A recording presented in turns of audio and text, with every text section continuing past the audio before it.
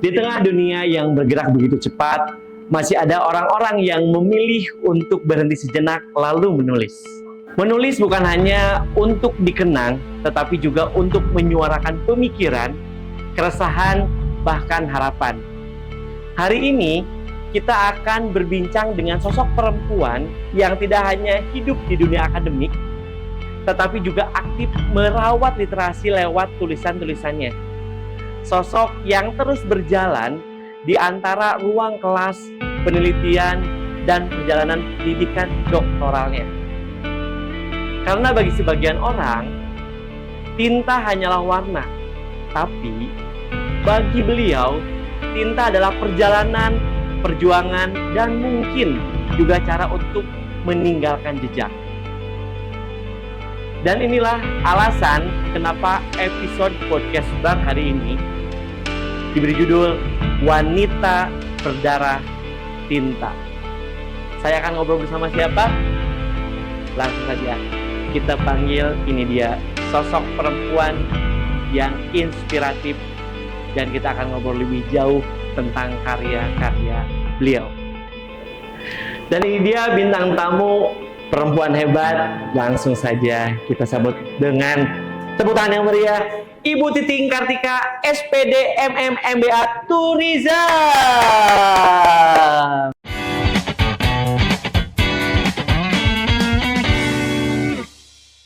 Waduh. Halo Ibu. Halo Pak A, apa kabar? Alhamdulillah sehat. Alhamdulillah sehat. Saya panggilnya Ibu Titing, Teh Titing, Ce Titing. Mangga telangku, panggilan Teh Titing kali ya, pada ngeraos anom gitu ya.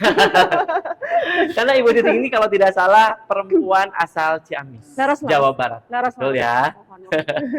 Nah, ini banyak hal yang menarik yang bisa kita ulik. Tadi di awal sudah dikatakan bahwa untuk tema podcast Bar hari ini kita akan membahas yaitu wanita berdarah tinta.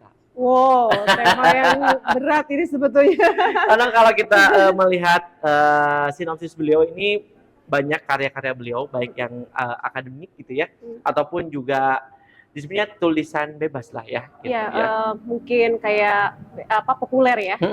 Gitu ya, karena beliau tidak hanya menulis di jurnal, tetapi juga di media massa. Ya, banyak beliau tulisan-tulisan beliau yang memang sudah dimuat di beberapa media massa. Ya. Iya, betul. Nah, Bu, tapi sebelum kita membahas karya-karya Ibu, saya pengen tahu terlebih dahulu gitu ya. Awal mula Ibu akhirnya menyukai dunia tulis-menulis. Terlepas kalau seorang akademisi mungkin kepaksa untuk menulis. Tapi gimana kalau Ibu sendiri? Baik, nuhun Pak A, hatur nuhun semua tim yang sudah memberikan kesempatan pada siang hari ini ya. Ini kesempatan luar biasa gitu kan. Nah, this is my first time gitu di interview oleh host yang keren. Oke. Pertama menyukai menulis barangkali ini diinspirasi dulu. Jadi gini Pak A, ayah saya itu seorang guru SD. Oke. Nah, setiap pulang sekolah itu ayah saya selalu membawakan buku-buku bacaan gitu ya. Dulu saya masih ingat tuh si Kuncung, nggak tahu Pak A mungkin beda generasi dengan saya. Mas, ya. Sama juga berarti ya, si Kuncung. Enggak, saya nggak kenal. Nggak kenal ya.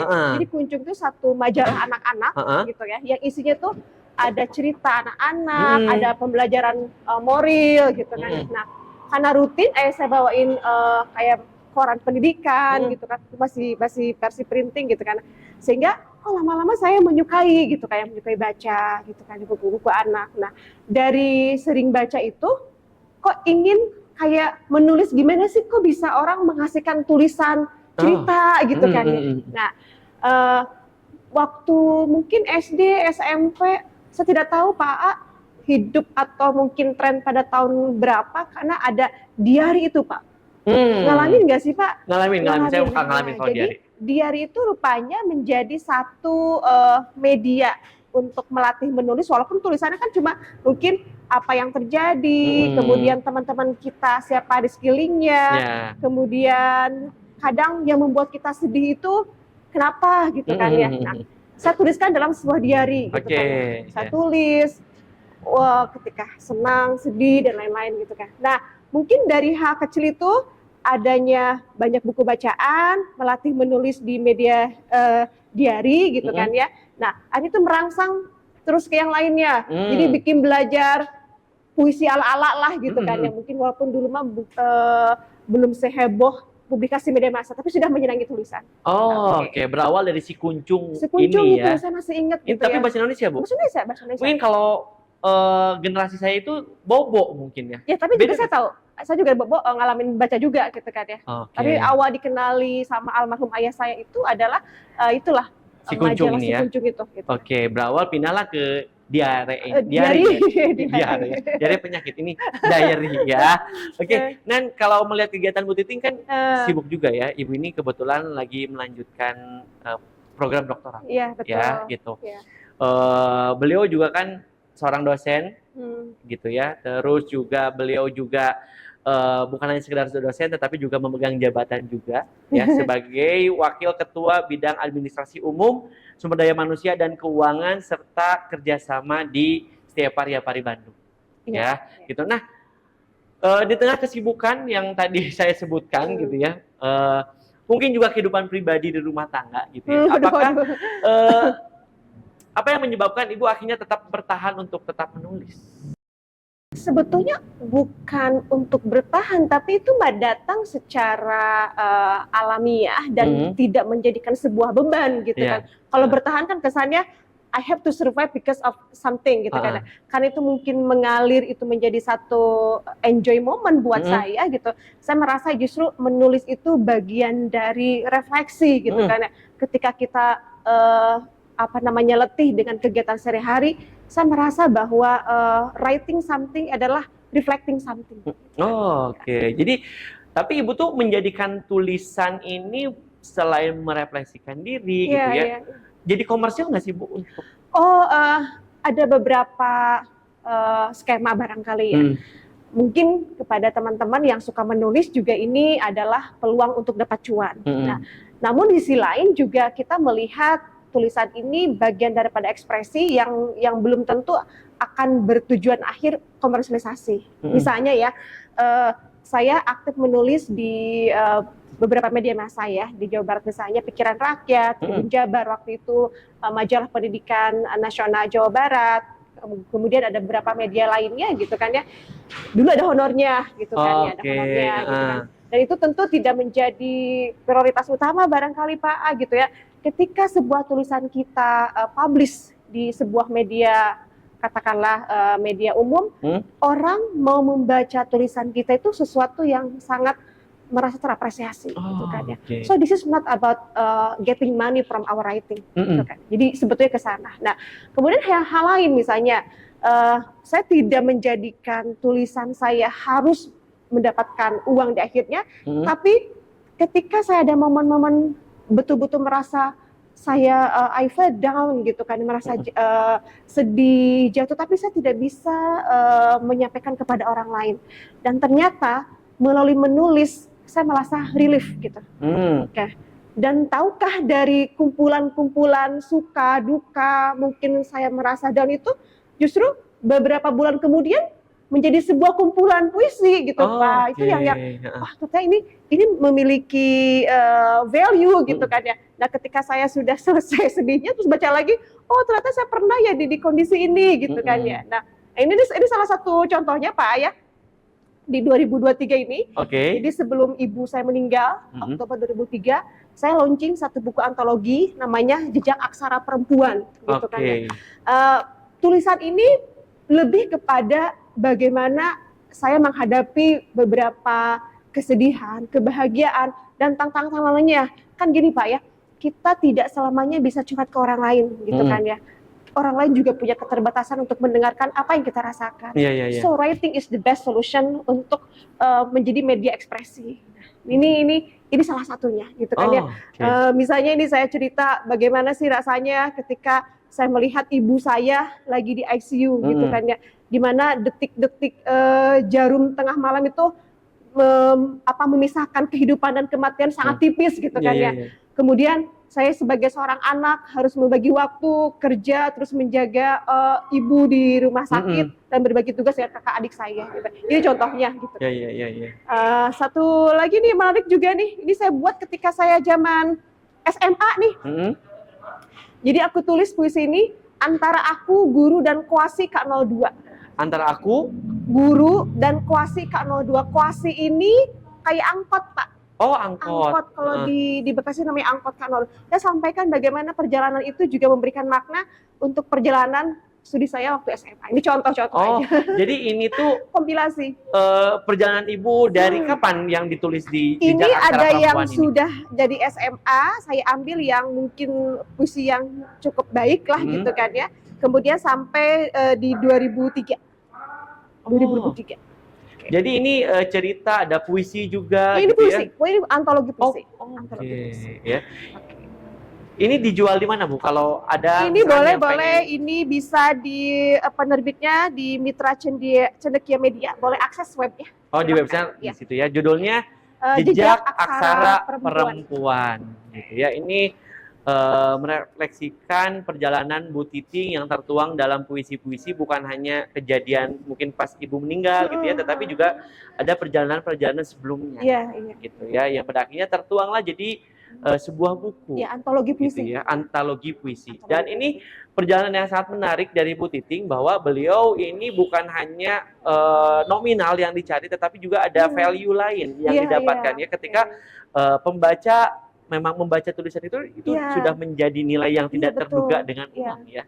Tapi ketika Bu Titing sendiri menentukan tulisan gitu ya, terutama untuk yang di media massa gitu, inspirasinya biasanya dari mana, Bu? Oh, oke. Lain lagi, kalau menulis media massa kan gini ya, ada kalanya kita menulis itu ada ditolak, diterima gitu kan ya. Nah, media massa ini sangat memiliki gaya atau selera masing-masing gitu kan ya. Nah, tentu agar tulisan kita dimuat di media tersebut harus mengetahui segmen pembacanya siapa, kemudian tren isu yang satu berkembang apa, supaya itu menjadi prioritas agar tulisan kita dapat dimuat.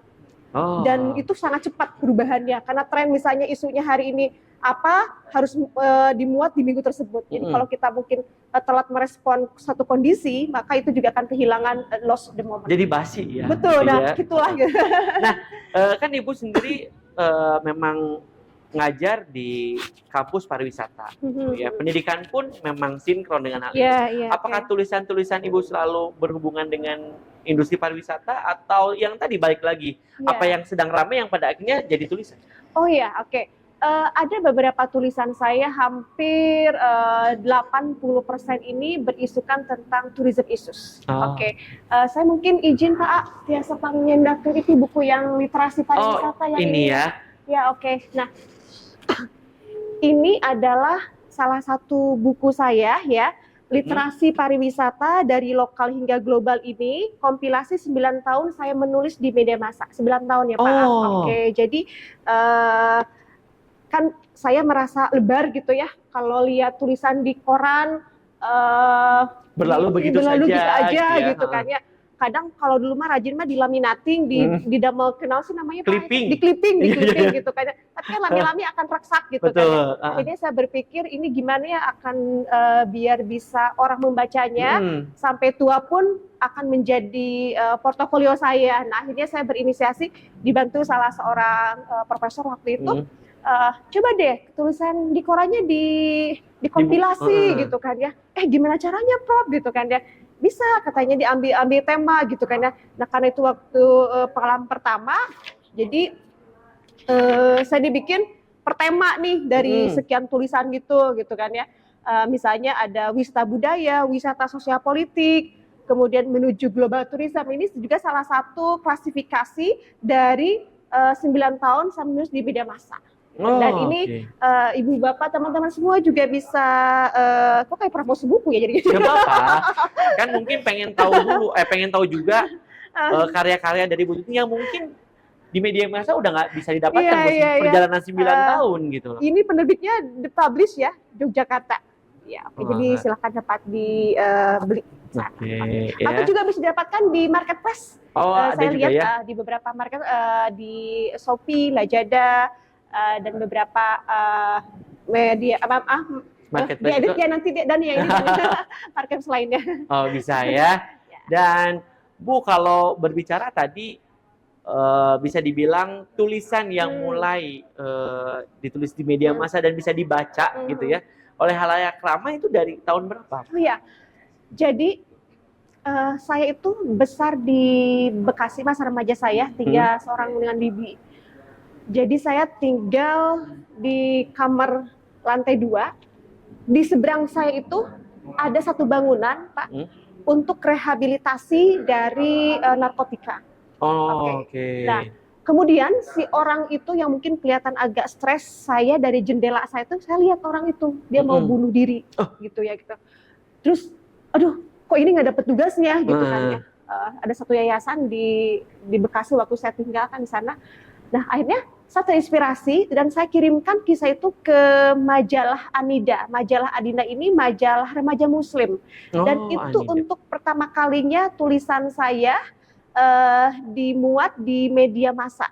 Dan itu dibayar untuk pertama kalinya dengan honor 80.000. Tapi tahun berapa itu, Bu? Waktu saya kuliah lah semester awal barangkali gitu kan ya. Yang dimuat di media massa ya. 2000. Enggak, saya kuliah masuk tahun berapa ya saya kuliah? Tahun segitulah ya. Tapi kan 80.000 mungkin saat itu rasa lumayan ya. Lumayan. Untuk dikonversi kalau misalkan di tahun segitu ya. Itu pertama kali? Iya, pertama kali. Dan this is not about money again. Ketika kita dimuat, kemudian terus dapat email, selamat tulisannya Ananda Titing Kartika dengan judul tulisan Lelaki Berkain Handuk, tulisannya itu ya. Lelaki Berkain Handuk dimuat akan dipublikasikan di majalah Anida, volume sekian. Wah, itu senang sekali pokoknya. Gitu. Itu yang pertama kali. Pertama kali, akhirnya semakin tertantang, semakin mencoba media-media lain. Bukan berarti nggak pernah ditolak ya. Saya coba di media ini, oh ternyata nggak masuk. Nah, ketika media ini, ternyata dapat ini ya honor gitu, karena tambah senang lah gitu kan. Tapi saya mencoba mempertahankan bahwa bukan untuk getting income lagi gitu kan, ini sebagai media untuk ekspresi gitu. Nah, tapi ketika ditolak, Bu, ini menarik juga mungkin buat teman-teman yang memang hobi menulis, tetapi baru sampai ke tahap diary gitu ya, belum kayak Ibu yang pada akhirnya terjun mencoba ke media massa gitu ya. Tapi ketika ditolak, apa yang Ibu lakukan?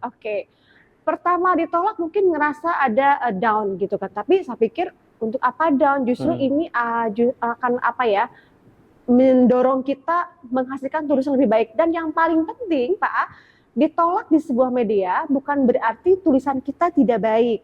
Barangkali tidak sesuai dengan selera media tersebut. Nah, jadi kepada teman-teman atau siapapun yang ingin menulis di media tertentu, pahami dulu karakter media tersebut siapa, segmen pembacanya siapa gitu kan. Nah, contoh, kalau misalnya segmen pembacanya anak-anak, tentu diksi kata atau pilihan kata yang digunakan dalam ruang kita berekspresi akan berbeda gitu kan ya, dengan segmen pembacanya adalah orang-orang dewasa atau mungkin pendidikan SMA ke atas misalnya. Nah, itu juga menjadi tips pertama sebelum submitting tulisan apapun ke media, know what kinds of the media, who are the readers, seperti itu. Ini penting. Jadi sekali lagi ya, ketika memang tulisan kalian ditolak gitu ya, bukan berarti tulisan kalian jelek tetapi tidak sesuai gitu ya. Kalau bahasanya mah tidak sesuai dengan SOP gitu ya, SOP dari media yang kalian kirim. Jadi bisa mencoba ke media lain yang mungkin lebih cocok dengan gaya tulisan kalian. Jadi pilihannya adalah apakah kalian akan mengikuti gaya dari si media itu gitu ya, atau kalian akan mencari media yang sesuai dengan gaya tulisan kalian. Betul sekali, Pak. Tapi dari perjalanan Ibu sendiri akhirnya gue kayaknya sukanya genre ini deh gitu. Ada genrenya juga nggak sih, Bu, kalau ditulis? Saya harus pisahkan peran saya ini sebagai akademisi yang dituntut nulis academic writing. Itu SOP-nya sudah jelas kan. Ketika kita tulis jurnal itu misalnya harus sekian latar belakang segala macam. Nah, tapi karena saya senang menulis di non formal writing atau mungkin fiksi gitu lain ya, saya juga seolah-olah membangun karakter saya gitu kan ya. Nah, jadi Pak A, saya tidak menulis puisi saja, saya cerpen juga gitu kan. Cerpen saya dimuat di beberapa media gitu kan ya. Dan itu semua berawal dari hal-hal yang kita rasakan gitu kan ya. Nah, just a story. Waktu itu saya lagi hamil anak pertama. Saya harus pindah kerja dulu karena suami berjauhan saya tuh. Saya dari Jakarta, resign gitu ya, berhenti sementara bekerja saya di Ciamis gitu kan ya. Ternyata tidak mudah gitu kan ya bagi saya yang terbiasa mungkin mobilitas gitu kan ya, ada suatu kondisi I have to mungkin lebih diam di tempat akhirnya gitu. Tapi mendatangkan banyak inspirasi menulis gitu kan ya. Nah, satu tulisan yang membuat saya really big reflection itu judul cerpen namanya Eleganitas Seorang Perempuan. Eleganitas Seorang Perempuan. Itu bagaimana berkecamuknya hati saya sebagai seorang perempuan yang tadinya saya aktif bekerja, tiba-tiba saya harus menghadapi lahiran, kemudian menyusui anak, gitu kan, anak pertama. Dan saya merasa networking saya suddenly hilang gitu kan ya. Karena kok tidak bekerja, kemudian kayak ada sesuatu yang kurang gitu kan ya. Oh ternyata ini saya bukan masalah bekerja dapat gaji, tapi saya ada nilai-nilai aktualisasi diri yang tidak saya ekspresikan. Gitu kan ya. Nah itu cerpen itu waktu itu dimuat di satu majalah pendidikan di Ciamis ya. Dan luar biasa responnya karena ternyata tidak hanya saya merasakan itu, banyak perempuan ketika dia harus berhenti sementara dari bekerja, ada transisi gitu kan. Makanya saya menuliskan, oh jiwa perempuan tuh punya si eleganitasnya, itu yang sampaikan melalui cerpen. Ini cerpen pertama yang Ibu tulis dan dimuat atau bukan cerpen pertama, tapi itu yang membuat saya wake up, bangun. Gitu kan. Ada beberapa cerpen yang lain. Ya, jadi perjalanan hidup yang menginspirasi dan itu juga bisa menjadi apa ya? Cerita buat orang lain juga, gitu ya, gitu bahwa bisa dibilang ketika ada perubahan itu bukan berarti akhirnya kita merasa bahwa kita tidak berguna gitu betul. ya. Tapi mungkin punya cara lain gitu loh Pak. Iya betul.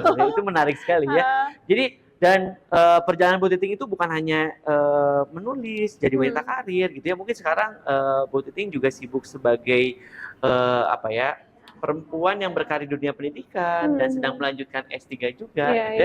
Ibu pernah nggak sih di tahap kayak bosen sekolah wae gitu? Pernah nggak sih?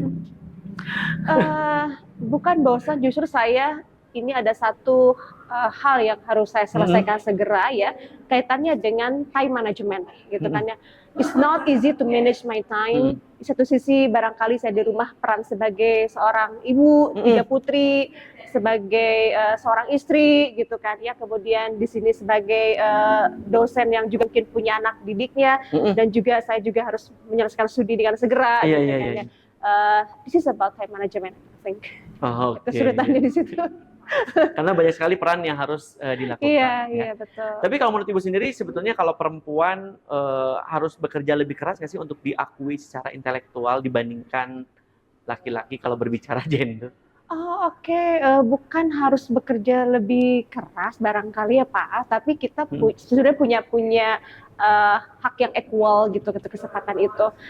Tapi tetap saya memahami bahwa ada nilai-nilai kodrat yang harus kita pahami yang mungkin tidak sama dengan laki-laki. Namun bukan berarti itu membatasi kemampuan seorang wanita untuk berkiprah di profesi apapun.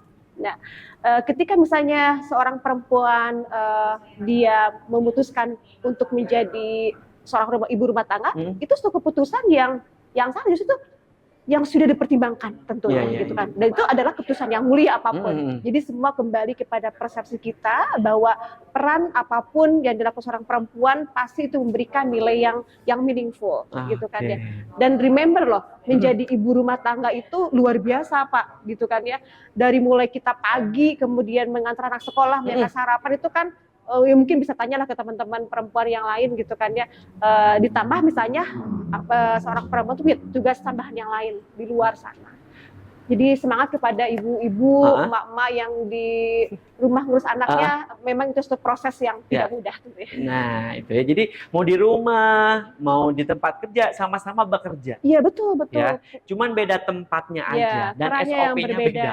Ya, tapi tadi dari cerita Ibu bahwa Ibu tuh sempat berhenti dulu pulang ke Ciamis gitu dari Jakarta, jadi ibu rumah tangga gitu. Yang pada akhirnya untuk memutuskan kembali bekerja apa yang akhirnya? Waktu itu kan suami saya bilang, selama lahiran saya resign dari Jakarta, mau pindah ke Ciamis. Kemudian saya ada merasa kok saya ini perlu untuk mengembangkan diri dan untuk mengaktualisasikan diri. Akhirnya saya diizinkan, tapi dengan syarat saya harus berdekatan domisili dengan suami gitu kan ya, itu dipilih di Bandung gitu. Jadi suami yang tadinya tugas di Ciamis juga mengajukan pindah tugas ke Bandung, saya dari Jakarta juga untuk pindah ke Bandung. Jadi itu titik solusi saat itu. Itu solusi ya. Jadi berkumpullah di Bandung. Di Bandung. Ya. Dan ini di setiap akhirnya. Di setiap Tapi kenapa pekerjaan dipilih adalah pendidikan? Sebelumnya pas di Jakarta Ibu? Saya dosen juga. Oh, dosen juga. Oh, sama ya. Berarti nggak beda jauh ya. Cuman domisilinya aja yang pindah. Ya. Ini sangat menarik sekali ya perjalanan Bu Titing gitu ya. Memang tidak semua orang itu bisa menulis gitu ya. Karena terkadang sebenarnya banyak yang ingin diceritakan Bu di otak gitu ya. Kayak saya gitu banyak yang ingin diceritakan, tapi kalau pas ditulis itu suka beda gitu loh. Itu gimana Ibu mengantisipasi hal tersebut? Saya meng-underline bahwa setiap orang justru bisa menulis, Pak.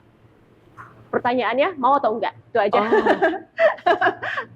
Jadi satu alasan kalau misalnya saya nggak bisa nulis, sebetulnya bisa kok. Karena biasanya tuh kalau orang melihat sesuatu atau mungkin membaca sesuatu itu justru akan menginspirasi untuk menulis. Masalahnya tulisan apa yang dihasilkan itu tergantung. Jadi everyone can write actually, gitu kan. Cuma hasilnya tergantung. Tergantung. Nah, mungkin Ibu sekarang istilahnya dibilang perempuan yang sukses dengan jabatan dan segala macamnya gitu ya. Bismillah. Tapi itu yang orang lihat, mungkin yang saya lihat juga gitu ya. Tapi mungkin ada sisi-sisi yang memang tidak dilihat orang gitu ya. Nah, sebetulnya momen-momen apa sih yang membuat Ibu kadang ingin berhenti gitu loh, ataupun juga menyerah gitu di tengah jalan? Ada nggak sih momen-momen seperti itu, Bu? Sebagai manusia normal, tentu kita pernah dihadapkan pada satu kondisi-kondisi merasa terpuruk gitu kan ya, merasa ada tiba-tiba nih saya mampu nggak sih menghadapi ini, rasanya pernah gitu kan ya. Tapi saya mencoba menyikapi semua yang terjadi ini menjadi poin yang reflecting gitu kan ya. Oh, Allah memberikan ini, mungkin akan memberikan lebih baik gitu kan ya. Contoh misalnya ada satu kondisi di kehamilan pertama, itu saya mengalami keguguran. Oh, innalillahi. Kayak saya masih di Jakarta gitu kan ya. Satu sisi saya harus menyelesaikan tugas, waktu itu masih S2 kalau nggak salah di Jakarta gitu kan. Nah momen itu saya merasa down sekali Pak gitu kan ya. Suami saya masih dinas di Ciamis gitu kan ya. Dan momen itu menjadi satu titik balik, oke, mungkin ini adalah bagian yang saya harus lewati untuk membangun karakter saya menjadi lebih kuat, kondisi lebih kuat gitu kan. Dan alhamdulillah tidak lama dari itu, kalau tidak salah 4 bulan kemudian gitu ya, saya diberi kesempatan sama Allah untuk hamil kembali. Dan cerita ini saya tuangkan dalam satu tulisan juga, kayak antologi bersama ibu-ibu di Indonesia. Dalam buku berjudul Tangis Dalam Lahir, baru publish. Oh, baru publish. Ini karya terbaru dari Ibu berarti? Ya, antologi bersama ibu-ibu di Indonesia lainnya. Oke, ini berarti akan jadi pembahasan yang menarik juga ya buat ibu-ibu yang pengen tahu tulisannya gitu ya, bisa baca. Bisa dimiliki cara di Alineaku, penerbitnya. Alineaku. Di situ ya. Ini perjalanan salah satunya adalah yang tadi pas Ibu melahirkan, keguguran gitu kan ya. Selalu saya memiliki pandangan bahwa jadi seorang perempuan dikatakan seorang ibu tuh kapan sih gitu kan ya? Apakah ketika garis 2 itu muncul di tespek gitu kan ya? Atau mungkin ketika melahirkan, atau jauh sebelum itu jiwa seorang ibu dalam perempuan itu sudah hadir sebenarnya. Itu menjadi kayak reflecting question gitu kan ya, ketika saya merasa kok saya keguguran, saya kehilangan gitu kan ya. Itu waktu itu saya blaming myself ya, Pak. Mungkin saya terlalu kecapean kerja gitu kan ya. Kemudian saya punya target terus selesai S2 dan lain-lain. Tapi ya itu ujungnya saya mencoba merefleksikan dalam sebuah tulisan. Saya sampaikan ke anak pertama, Quinaya, sekarang udah kelas 3 SMP, Kak Queen. Ini cerita Kakak Queen lahir ya. Waktu itu Bunda, sebelum kakak lahir, Bunda pernah keguguran, gitu kan ya. Terus bagaimana kakak dilahirkan, kemudian bagaimana bahagianya ayah Bunda. Nah, kakak nanti one day udah gede, mungkin sekarang dia nggak terlalu memaknai kali ya. Ibunya apa-apa ditulis, tapi saya one day berharap kakak Queen ketika baca udah dewasa, oh ini perjuangan bunda ketika saya dilahirkan. Gitu kan. Oh, menarik gitu, ya. Tapi kalau sejauh ini mah posisi mama gitu ya. Tapi nanti mungkin setelah dia mengerti beranjak dewasa, mungkin bisa memaknai tulisan-tulisan yang ibu bikin. Jadi banyaknya tulisan yang tadi ibu ceritakan, ada nggak sih tulisan yang ini gua banget nih? Atau semuanya gua banget, Bu? Semua tulisan yang tertuang itu pasti ada momen yang mendorong Pak A, gitu kan ya. Jadi saya tidak bisa mengatakan this is gue banget, this is not gue banget. Ya. Semuanya ada stimulasi yang mendorong sebuah tulisan itu dihasilkan, gitu kan ya. Nah, ada satu yang menarik nih Pak A. Apa tuh? Waktu itu saya berkunjung ke apa ya namanya tempatnya itu, bentar. Di Silepat nami tempatnya. Legok Awi. So I feel like damai gitu ya ketika ada di sana gitu. Dan tulisan itu 1 jam dibaca oleh 1000 view. Luar biasa. Kan 1 jam ya. 1 jam gitu kan. Nah, terus tiba-tiba si penerbit bilang gini, wah Bu Titi ini record nih, katanya gitu kan ya, kontributor yang luar biasa. Kan di media itu suka ada ya kontributor itu pembacanya siapa gitu kan ya. Akhirnya saya mendapatkan award sebagai Writer of the Month pada tahun 2021. 2021. Jadi gara-gara si Tongeret ini ya? Si Tongeret itu gitu kan.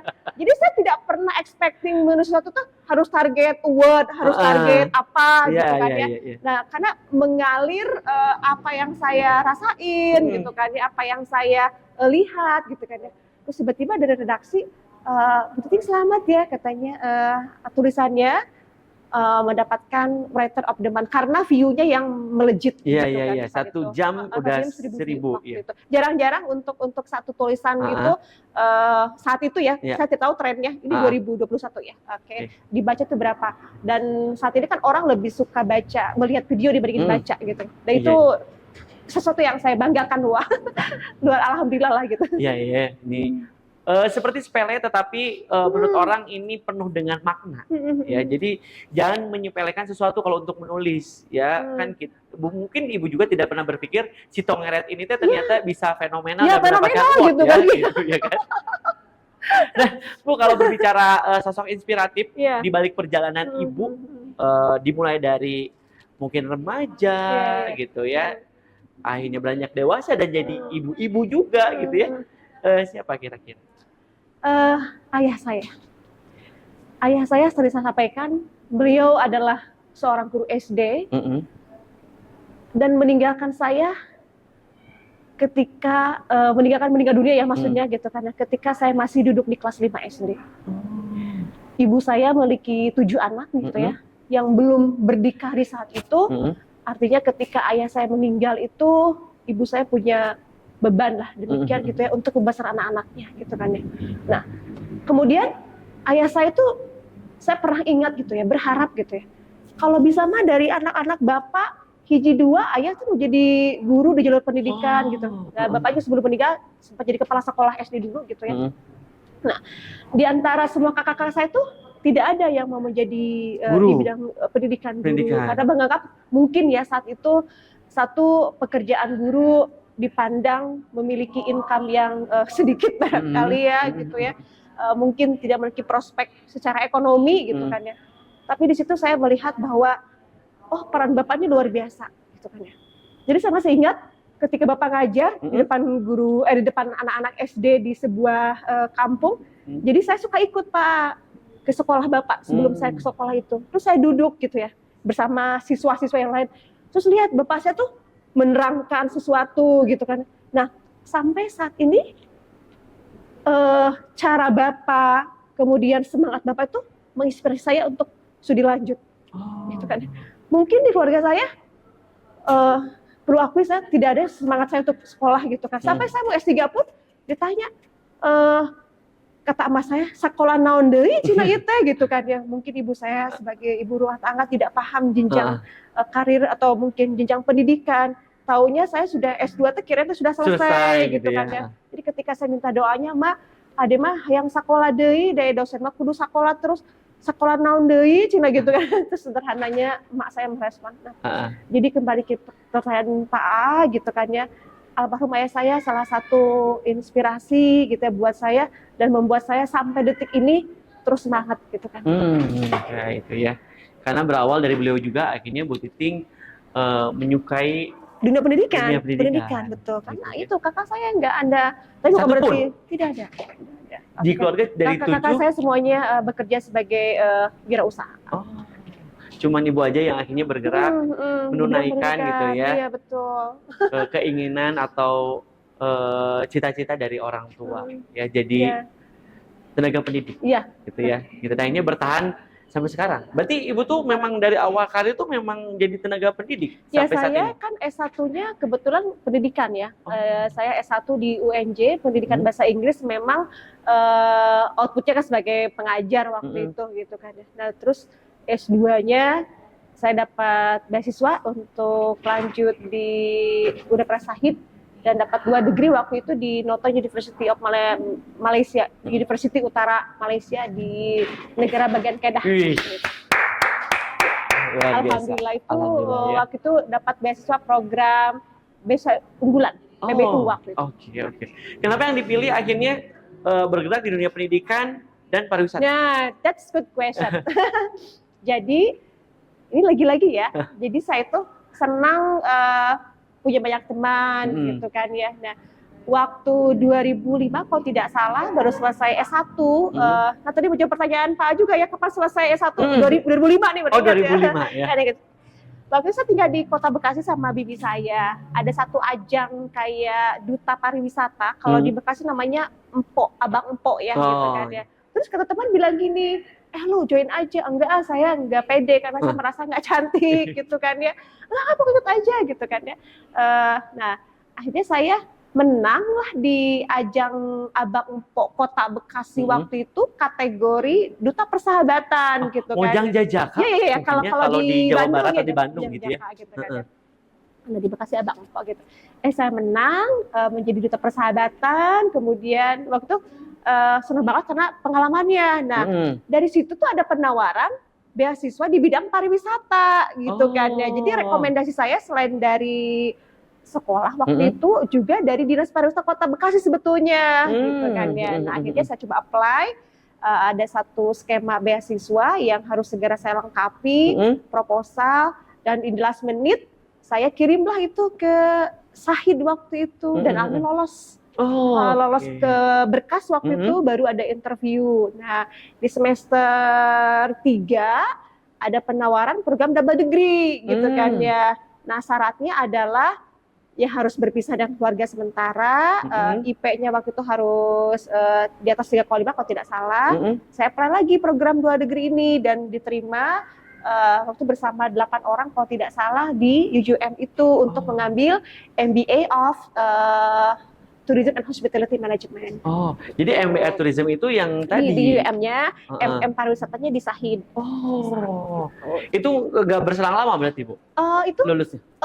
Kan 2 degree itu setahun di Indonesia, setahun di mitra kampus, itu mitranya di Malaysia. Gitu. Ih, luar biasa sekali. Ya tidak pernah merasa capek Bu untuk terus sekolah? Ya capek mungkin pernah merasa gitu kan, tapi ini kan kembali ke komitmen kita ya. Kayak kita sudah mengambil keputusan itu, maka konsekuensinya harus diambil gitu. Oke. Yang pada akhirnya sekarang ya udah saya bergelut di industri pariwisata aja, berawal dari situ gitu ya. Dan seneng ulin gitu kan, jadi intinya gitu. Dari ulin masukkan tulisan terbitkan, terus menghasilkan cuan gitu ya. Nah, kalau ini POP-nya sebagai penulis, tapi kalau sebagai pembaca, Ibu melihat bahwa mahasiswa terutama di setiap pari atau mahasiswa pada umumnya, kalau melihat literasinya sejauh ini seperti apa, Bu? Ya, tantangan mahasiswa, tidak hanya mahasiswa, anak-anak zaman sekarang ini tentu sangat berat karena mereka sekarang sudah banyak sekali tools yang membantu ya Pak dalam menulis, AI dan lain-lainnya gitu kan ya. Tentu saya bukan berarti anti teknologi AI, tapi melatih menulis juga secara manual gitu kan dan lain itu juga penting untuk meningkatkan daya literasi kita gitu kan ya. Dan saya di kelas juga suka menantang, ayo siapa yang suka menulis di apapun ya, nanti saya bantu. Kemudian bahkan pernah ketika saya melihat potensi mahasiswa ada yang suka menulis, saya bantu kirimkan ke media gitu kan. Alhamdulillah itu beberapa jadi dimuat. fasilitator juga ya. Saya punya link media ini, mau nggak di sini, mau gitu kan. Tapi honornya nggak besar ya nggak apa-apa, yang penting tulisan kita diapresiasi. Oke. Gitu. Saya melihat literasi ini banyak tantangannya lah Pak, gitu ya. Terutama AI gitu. Nah gitu ya.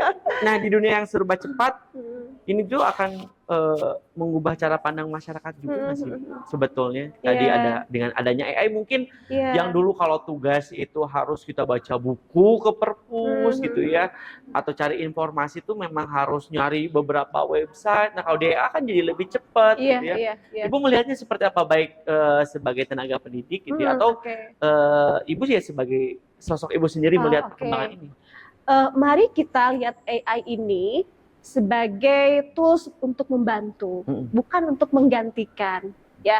Karena dalam menulis itu ada sense of honesty, ya, sense kejujuran yang mungkin ketika menulis itu, oh ini ada nilai emosi gitu kan, Pak. Terutama kalau kita menulis di fiksi ya, gitu kan ya. Sementara kalau mungkin AI kan sangat di-generate sangat sistematik sekali gitu kan ya. Itu paling kali membedakan. Jadi boleh menggunakan AI to help you in mind mapping, mungkin brainstorming, tapi bukan berarti replacing 100%. Oke. Ini bahaya juga ya. Iya, jadi inspirasi boleh gitu ya. Nyari judul atau apa gitu, tapi bukan berarti semuanya diserahkan ke AI. Betul, iya. Gitu ya, harus ada kontribusi kita yang lebih besar gitu ya. Nah, Bu, kalau sebetulnya Ibu tuh ingin dikenal sosok yang seperti apa sih suatu saat nanti? Ya, just know me the way I am ya. Ya, seperti saya ini saja gitu kan ya. Tidak bermaksud untuk, ya gini, setiap orang punya karakter masing-masing gitu kan ya. Misalnya saya senang menulis, ya mungkin mengetahui saya memang suka menulis gitu kan. Saya hanya ingin dikenal ya sebagai diri saya sendiri aja gitu kan. Reward jadi batur banget. Misalnya Bu Titing si dokter gitu ya, suatu saat nanti gitu ya, ingin mengenal sebagai diri saya sendiri gitu ya. Tapi orang akan lebih bernilai Pak A ya kalau kita dikenal dengan karya-karya kita gitu kan ya. Ketika mungkin posisi jabatan just for temporary gitu kan ya. Tapi kalau karya yang berasal dari diri kita itu barangkali akan melekat sama pribadi kita. Nah, dari Ibu sendiri sebetulnya apa sih yang membuat tulisan-tulisan ini memiliki makna dan hidup? Iya, tadi tulisan yang akan hidup adalah yang datang dari kejujuran hati, karena dalamnya ada benturan emosi sebagai manusia. Bayangkan kalau kita emosi ini digantikan oleh AI, mereka tidak mengetahui nilai rasa dari seorang penulis gitu kan. Dan sangat mudah sih mendeteknya gitu kan, ini karya AI, ini datang dari pribadi seseorang gitu kan. Jadi the strength point satu karya tulisan itu sebetulnya datang dari rasa hati yang jujur. Nah, itu ya, jadi bisa berbeda ya, bisa kerasa oleh pembaca gitu ya. Kalau tulisan itu berasal dari rasa hati yang jujur. Iya, dan Pak mungkin nggak tahu ya, setiap saya sebelum memulai bekerja itu, saya menuliskan diary di sela-sela mungkin agenda saya meeting dengan pimpinan gitu kan ya. Refleksi, misalnya hari ini saya merasa lelah sekali, ada hal-hal yang harus saya stop untuk sementara gitu. Saya tuangkan masih dalam tulis tangan gitu kan. Oh, jadi nulis diary itu masih kan? Masih Pak. Masih saya tuh. Hari ini saya bertemu dengan mahasiswa. Jadi kebetulan juga di bidang saya ini kan saya banyak berhadapan dengan orang tua gitu kan. Betul. Dalam pelayanan itu saya menemukan bahwa mereka datang dari berbagai latar belakang gitu kan ya. Ternyata sisi kemanusiaan saya mungkin ini sebagai penulis suka kemana-mana gitu kan ya. Oh iya, ibu ini berjuang, misalnya ini divorce dengan suaminya, anaknya harus selesai, terus tuangkan, misalnya hari ini saya bertemu dengan seorang ibu yang berjuang untuk anak-anaknya sekolah di kampus ini. Dia minta izin kepada saya, bisakah misalnya penundaan UKT-nya, itu saya tulis gitu kan. Artinya gini, hidup ini tuh bukan masalah sukses itu dipandang oleh luar secara permukaan gitu. Ada perjalanan-perjalanan orang yang tidak tampak sebelumnya. Kesulitan membayar UKT, mungkin adiknya sakit, suaminya di PHK. Itu hati saya mungkin sebagai seorang ibu jadi kayak terkoyak-koyak gitu Pak gitu kan. Walaupun saya sudah punya SOP akan berbenturan, ini kan kebijakan. Betul. Hadapi dengan orang tua. Dan itulah kadang dilematis saya terjadi saat ini gitu Pak gitu kan. Di satu sisi saya sebagai pimpinan harus menjalankan SOP sudah ada, di sisi lain juga saya harus melihat nilai-nilai kemanusiaan yang ada gitu kan. It's not easy. Betul sekali ya, dan ini mungkin bisa jadi inspirasi tulisan ibu berikutnya ya. Iya, perjalanan ibu tuh rupa-rupa gitu. Iya betul. Bu, nah ini sudah di akhir obrolan kita dan ini akan selesai gitu ya kalau dibahas gitu ya, apalagi dengan dunia tulis menulis, dunia literasi gitu ya, dan dunia perempuan gitu ya yang masih disuarakan gitu ya, apalagi perempuan yang berkarir gitu ya. Tidak hanya bekerja di rumah, tetapi juga harus keluar rumah, gitu. Yang pada akhirnya ada beberapa yang memang harus dikorbankan, gitu ya, Bu ya. Gitu. Nah, tapi kalau Ibu sendiri memaknai wanita berdarah tinta sendiri seperti apa, Bu? Ini juga kayaknya agak berlebihan barangkali Pak A. Namun ya terima kasih kalau memang itu menjadi positif untuk pribadi saya, gitu kan ya. Barangkali karena teman-teman mengetahui saya sering menulis di media, kadang puisi, kadang cerita-cerita yang menurut sederhana, tapi kalau dituangkan penuh makna, gitu kan ya. Dan sebetulnya setiap orang, sekali lagi ya, punya cara mengekspresikan dalam hidupnya, salah satunya melalui menulis, gitu kan ya. Dan ini sebagai closing juga barangkali ya. Jadi, ini sebelum ayah saya meninggal itu, ada satu wasiat atau apa ya istilahnya gitu kayaknya. Jadi bagaimana kita tuh membuat ibu itu menangis tuh dengan air mata bahagia gitu kan ya. Wow, wanita berdarah tinta. Ini juga rasanya barangkali tidak tahu berlebihan atau enggak, tapi terima kasih kalau memang ini menjadikan satu image positif untuk pribadi saya. Mudah-mudahan menjadi satu motivasi ke depan untuk terus berkarya, menuangkan ekspresi-ekspresi kejujurannya, entah itu sebagai mungkin perempuan, sebagai seorang ibu gitu kan ya, sebagai seorang istri, kemudian peran-peran lain ya, multi peran lain yang icikubungnya sebagai perempuan gitu kan. Tidak mengesampingkan tugas dan tidak melupakan kewajiban sebagai ibu rumah tangga, tenaga pendidikan, dan juga mahasiswa sekarang ya. Iya, yang terberat ini mahasiswa ya. Bu, mungkin ini terakhir, pesan apa yang ingin disampaikan untuk mahasiswa ataupun juga yang menonton gitu ya, ketika baik itu yang ingin menulis, yang suka menulis, atau yang baru suka membaca gitu. Oke. Ya. Bagi yang suka menulis, tulislah. Bagi yang belum bisa menulis, kalian bisa menulis kok. Karena idealnya, biasanya menulis itu lahir ketika kita membaca, melihat melalui ragam indera yang kita miliki. Menulis itu output. Output ya. Inputnya what we see, what we hear, ya, what we feel. Nah, seperti itu. So, let's write. Nah, jadi mulai sekarang nulis aja dulu. Nulis aja dulu. Ya, gitu. Menulis itu outputnya, inputnya ya bisa apa yang kamu lihat, apa yang kamu rasakan, gitu ya. Yang tadi yang paling saya ingat adalah tongeret. Ya, itu pun juga bisa menjadi tulisan yang sangat fenomenal ya. Betul. Ibu terima kasih banyak. Sami-sami, inspirasinya. Mudah-mudahan juga bisa menginspirasi perempuan yang ada di luar sana tetap bisa berkarir gitu ya. Dan juga tidak melupakan perannya sebagai ibu rumah tangga. Hatur nuhun Pak atas kesempatannya. Sama-sama Bu, ini luar biasa sekali ya. Jadi buat kalian ya. Hari ini kita belajar bahwa perjuangan seorang perempuan tidak selalu terdengar keras. Kadang ia hadir lewat halaman-halaman tulisan, lewat kalimat yang sederhana, tapi mampu menghidupkan banyak pemikiran. Di tengah suasana yang hangat ini, ya, kita menyadari bahwa ilmu bukan hanya tentang gelar dan tulisan, bukan hanya tentang kata-kata. Ada ketulusan, ada luka, ada proses panjang yang diam-diam membentuk seseorang menjadi kuat. Dan mungkin itulah arti sebenarnya dari wanita berdarah tinta. Perempuan yang tidak hanya menulis dengan tangan, tetapi juga dengan pengalaman, perjuangan, dan hidupnya sendiri. Terima kasih untuk seluruh cerita, pelajaran, dan makna yang hari ini sudah dibagikan. Sampai bertemu lagi di podcast Bar Stipar berikutnya. Saya Permana pamit. Dadah.